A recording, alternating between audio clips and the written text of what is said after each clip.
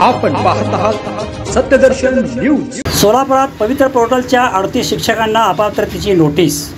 शिक्षण विभाग झोपला होता काय असा सवाल। सोलापूर जिल्हा परिषदेच्या प्राथमिक शिक्षकांच्या बदल्याची प्रक्रिया सोमवारी सुरू झाली आहे। ही बदली प्रक्रिया नेहरू वसतिगृहाच्या सभागृहात सुरू असल्याने या ठिकाणी बदलीसाठी शिक्षकांची झुंबड उडाल्याचे चित्र पाहावयास मिळते। दरम्यान पवित्र पोर्टलद्वारे आलेल्या 248 शिक्षकांपैकी 38 शिक्षकांना प्राथमिक शिक्षण विभागाने अपात्रतेची नोटीस दिल्याने या शिक्षकांमध्ये चिंतेचे वातावरण असून कागदपत्र तपासताना शिक्षण विभाग झोपला होता काय असा सवाल आता या निमित्ताने उपस्थित होत आहे। प्राथमिक शिक्षणाधिकारी कादर शेख, उपशिक्षणाधिकारी संजय जावीर यांच्यासह प्राथमिक शिक्षण विभागातील सर्व कर्मचाऱ्यांचे यंत्रणा समुपदेशाने बदली प्रक्रिया राबवत आहेत।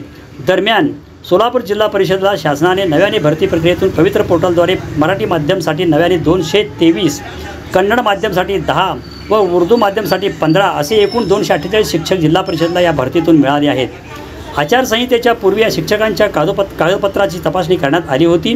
त्यामध्ये 38 शिक्षकांना वेगवेगळे कागदपत्र नसल्याने अपात्रतेची नोटीस दिली असल्याचे समजले।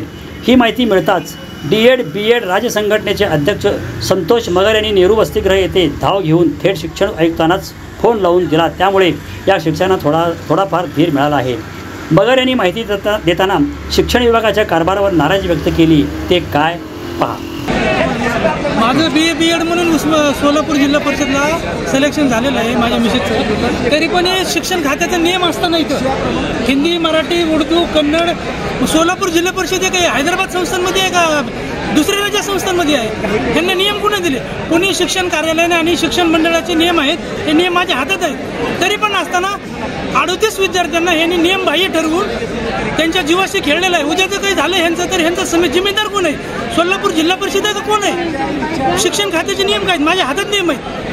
21 तारखेला समुपदेशन सकाळी 11ला आम्हाला बोलवलेलं आहे आणि 3 वाजता सांगितलं की तुमचं अपात्र आहे। तर कुठल्या धर्तीवर आम्हाला अपात्र केलं? यांना नियम कोणा दिलेला आहे? तो शिक्षण खात्याचा नियम माझ्या हातात आहे। शिक्षण खात्यावर ह्यांच्यावर जे कोणी अधिकारी आहे तिथं ह्यांच्यावर कायदेशीर